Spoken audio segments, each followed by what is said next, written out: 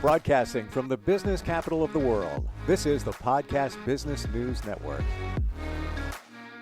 And welcome back, everyone. If you've ever thought about writing a book, have some ideas, maybe it's fiction, maybe it's a self-help book, maybe it's related to your occupation, your job, your passion, or maybe even a children's book, we can help you out with that. We're going to focus on somebody who's written a children's book. We're going to take you through the process with the help of the man behind NFB Publishing in Buffalo. Mark Pogodzinski joins us on the program once again. Hey, Mark, how you doing? Good. How are you? Really good. This is the first time, we've gotten together with authors, but I believe this is the first time we've gotten together with an author who has done a book for college children or middle school age, young adults. Who do we have with us? So we have Christina Waldman with us today, who wrote a middle fiction book. Middle fiction YA is a surprisingly huge genre in terms of fiction. You usually have a series, Harry Potter, Hunger Games, even going back to The Lion, the Witch, and the Wardrobe. It's a big thing, especially in this age where the audience that reads it posts about it. So you can catch fire with YA middle-aged fiction. And we have Christina with us today who wrote a book. Hey, Christina, welcome. Hi, glad to be here. Now, I heard Mark say YA. Is that young adult? Am I getting that? Is that Yeah. where we're at there? Okay. Interesting book. And there are some, I want to say, lessons in the book or themes that come forth, one of them being injustice. Basically, tell us what the book's about. Okay. Yeah.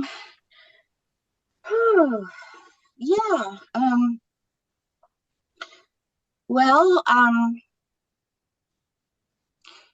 it's the story of Meredith, dragon princess in the land of Dewey Dare, where dragons rule and the humans work for these dragons. They're vegetarians, and so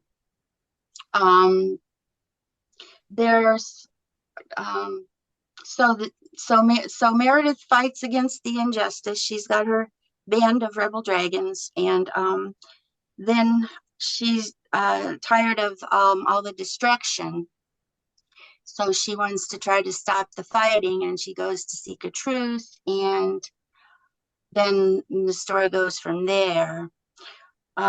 Yeah. So Meredith actually takes the side of the humans. Yeah, she does. Where'd you come up with this? Like, I'm. This is what intrigues me. Where these ideas pop in somebody's head? Like, where did this come from? Well, I first drafted it in 1983, and I thought I would write about dragons because I thought that would free up the imagination. And then I had seen a statue of a dragon. A man named Bill Loomis was carving it, and I saw it in the process, and he was an interesting guy. He was his legs had been amputated, so he's in a wheelchair, but he's carving a statue of a dragon. Well, okay, so that just made an impression on me, and at the time I felt like my voice was trapped inside that statue. It was just like some kind of inspiration that came to me sort of powerfully, and so that's part of it. Your Wi-Fi signal. I spoke too soon earlier. I said everything's great. Now it's a little wonky on the Wi-Fi. I want to ask Mark a question here. Christina started this in the early 80s, and I find it timing is everything. Now, she could have moved forward with the book then, but we didn't have things like Harry Potter that appealed to this demographic and all of that. Interesting how she waited, and then it came along around that time. Did you see that, when this book came before you? No, the time frame worked within the confines of the story, but like a lot of authors will do that. You get inspired um, earlier in your life, and as you know, life happens and things happen, and Sure. you can't come back to that creativity as much as you want, whatever it may be. And it's sometimes it's difficult, especially when you get an inspiration like that. It hits you real quick. You're able to put down some pages, maybe some chapters, but then boom, all these different things factor in. And it's a credit to her that she came back to it and that she came Mm. back and worked at it and worked at it, which is great. And again, every author's story is different. And I find hers to be fascinating. The fact that 20 years, 30, oh, Jesus, 30, whatever, however many years, not important. You come back to it and you're able to pick up, and the story's evolved a little bit in your head and the characters may have changed, but you're able to finish that project, which is a fantastic thing. Mm. Christina, was it always back in the back of your head? Like, and even though you didn't deploy the book back in the early 80s, was it still floating there, even over the years? Like, man, I got to do that. Yeah. Oh, I thought of another idea. And they all kind of accumulated, along the way. Did it happen like that? Well, so I was in law school when it was like it was the summer after the first year of law school when I wrote it. And so then like 10 years passed and I had three kids and we got a computer. And so then like, after the kids went to bed, I would work on revision and editing. And the kids, they were fun. They liked the book and they had a lot of fun with it. And they drew a lot of pictures and helped me, develop it too. And then, yeah, the 90s was not a good time to be trying to publish a children's fantasy book. And I did put it away for like, long time. and then after I had a nonfiction book published in 2015. And, just to get a book published is not an easy thing. So, you feel pretty successful, like maybe anything can happen. And so then I decided that I would try to get the children's book published again. And so, yeah, and it needed, it wasn't bad maybe, but it benefited from editing. I think maybe, I mean, when I wrote the first draft, it came pretty easily. And a lot of that I kept, a lot of that language, but Hmm. yeah, a lot of new ideas. Oh, yeah, new ideas came, but after 40 years, you feel like it is time. You can't hold on to it any longer. That was part of it. I think I didn't want to let it go into the world, and then my gosh, and then you have to write another book if you do that. So And when you got it, Mark, what needed to be done in terms of tweaks, editing, that kind of thing? That's the first time I believe that we featured a young adult type book here. Um, uh, with this book, there were some interior pictures that were very nice, and we wanted to make sure that we could highlight those, and make sure that they fit within the context of the plot. And then with this one, you want to pay attention to like a little more detail orientated. The text size, the line, the space between the lines, the font itself, and Hmm. with Christina, there was a lot of decision making with that, and I think that adds to a middle grade fiction book because kids are going to respond to something a little bit different. They're going to want to see that the book is somehow special. Um, and I think a lot of those decisions factored into making that book what it eventually became, even down to like the background color on the cover. You Mm. want to make it bright, you want to make it impactful, you don't want to dull it too much, and then the image itself with the bright green to draw the eye. So there are different factors, especially with the YA and the middle fiction books, that you want to grab the attention of a child, and that's important. Um, Even maybe more so than with children's books, like picture books, because those are designed that way. With this, you're between the ages of say 13 and 19. What draws the eye for that audience? And so a lot of those decisions factored into making this book. You got to the territory where I wanted to pick up from, and that is the illustrations. Am I seeing this correctly, Christina? You did them? No, my daughter, Lane, my middle offspring, Lane. Ah, Um, okay. yeah, Wow. I I just always wanted Lane to do it, and that was part of the thing was like I had to convince Lane to do it, and Lane would say, "Well, Mom, you're using me as an excuse for not, finishing your book, you know," and that was true, So I'm just so happy that it finally Lane and I got to do the book together. Yeah, wow. I I I, mean, I love the illustrations. how wonderful that is, having your Mhm. daughter illustrate the book. How did that work? That synergy? Like, did she look at the story, come up with a drawing, or did you say, all right, this is what I'm thinking. Can you do this? And then she created it. Well, the kids had always done all these illustrations, so I pretty much just let her have a free hand with it. And she would send me, maybe one year for Christmas, she'd send me an illustration. And then, time would pass. Maybe the next year I'd get another one. And so, Mm. you know, I that's how it was. And then I was, like beg and plead for please one more. And you know, um, and then so yeah, I that's how it was. Wow. Um, is this your first book? Well, it's my first fiction book. Yeah, I wrote a book about it's Francis Bacon's Hidden Hand in Shakespeare's The Merchant of Venice, and that was published in 2018 by Algora Publishing in New York. That, Gotcha. uh, Um, if mhm. you could have added anything to this story, let's say after the fact, it's published. Uh, did you think anything like, oh, wait, I could have done that, or I could have added that, or I could have added that, or were you satisfied? Like, I'm good. I'm good. That's the way it should have been. Well, um, I mean, Mark was very, very patient with letting me edit very, very late in the process. Whatever I wanted to change, he was changing it. And I'm, I don't, I mean, he was a perfect person for me to work with on this, honoring my creative process.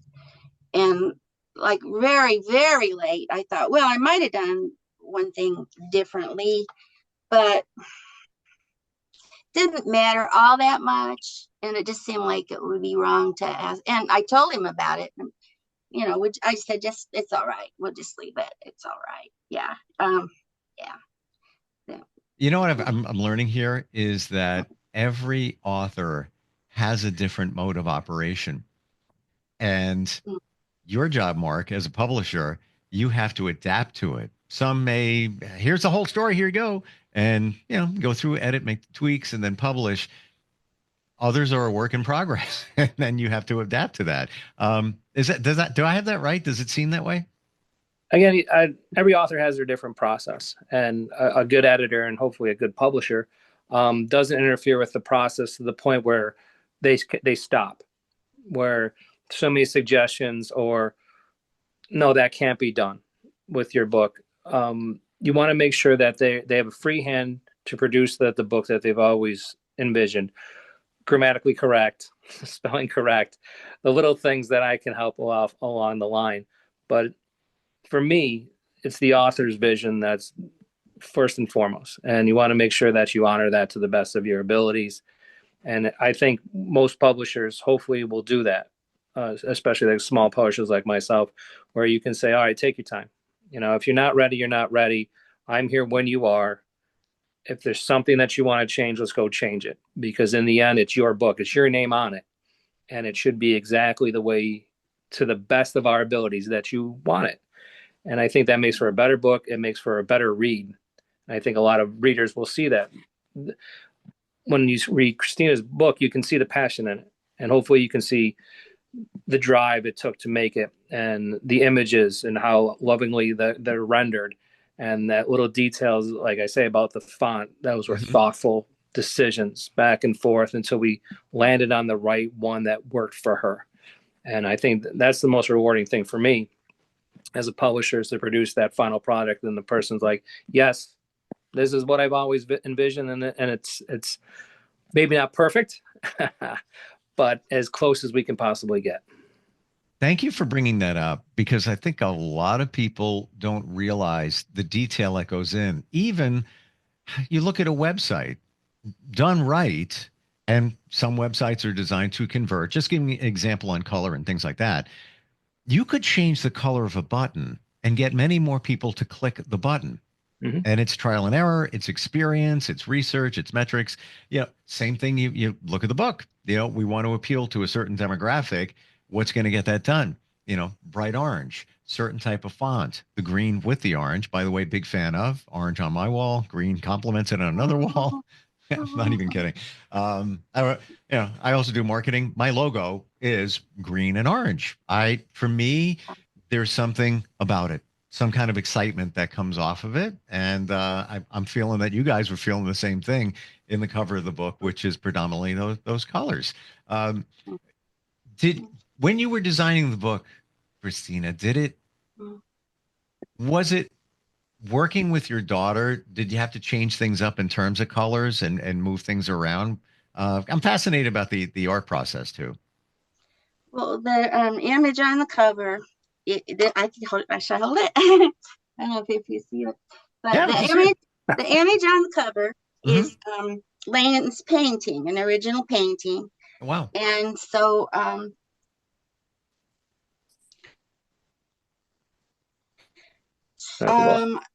I played around with different titles, but with that being the cover painting, I just said, okay, we'll just use the old title. It was, I went with the old title, which is from a line in the book. And so,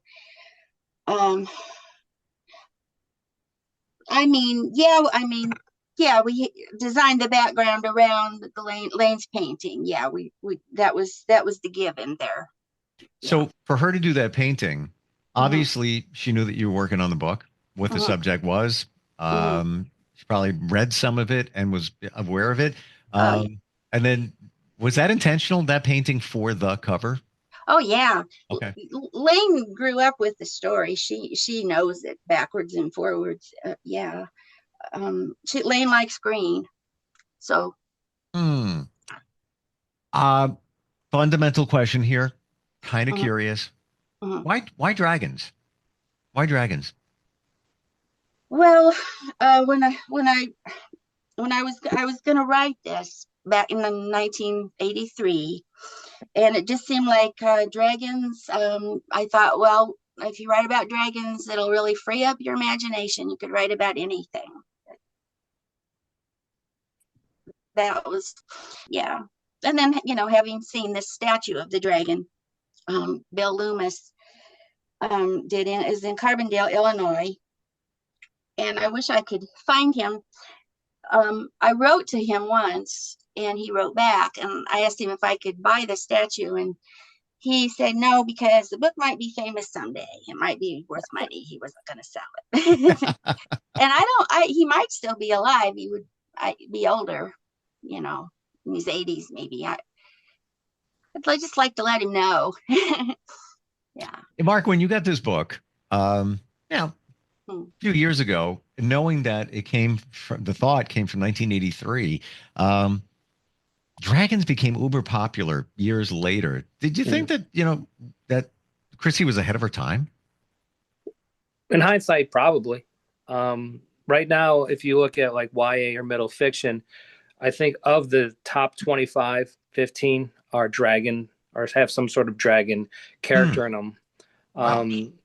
Again, you have like, for the older people, George R.R. Martin and the Game of Thrones, that it's really blown up with that idea of those fanciful characters, those creatures, and bringing them into the mainstream. In 1983, you didn't really have that. That wasn't there, and since that time, middle grade fiction, that YA fiction, it's a monster market, and everyone is trying to look for the next big trend. Sci-fi fantasy is the cornerstone of that genre. It works on so many levels: dystopian future, fantasy, and everyone's trying to find the next Harry Potter. Everyone wants that series because it's a money-making machine. And it's impacted an entire generation's grown up on it. My generation, we grew up on the movie Star Wars, and I read Dune as a kid. But that sci-fi fantasy genre for that, let's call it 10 to 20-year-old audience, that's a massive, massive chunk of the market. And it produces books, comic books, TV, movies. And if you tap into something, that inner child, that inner joy of a dragon flying through the air in your imagination, you really can make an impact on society. And with Christina's book, the notion of working together, of coming together of two wildly different cultures, and working toward a common goal. That's a great lesson for kids. And so I thought it worked really well with that book. And the idea would be, write the series. Who knows what'll happen next? But it was a nice starting point, and I thought the book had a lot going for it. Thank you for your viewpoint on that, and especially now with our current climate. I don't do politics. I'm just saying, two different sides, common goals, working together. We need a book like that. How does somebody connect with you, Mark? They have an idea whether it's a children's book, a tween book, fiction, fantasy. How do they connect with you and just even start the conversation if they want to work on something? You can visit our website at nfbpublishing.com. We're always on the lookout for writing with merit, writing with grit, and a good imagination. So always looking for new writers. Yep. And you take care of everything from the cover, or, in this case, we had a painting and we made it into a cover that worked to appeal to the demographic, right to the marketing of the book, the editing, the publishing, down to the font, all of that you take care of. Thank you so much for today. Very interesting. Just learning the process, especially for this demographic. Mark and Christy, thanks for being here. Thank you for having me. Thank you. NFBpublishing.com. We'll be right back.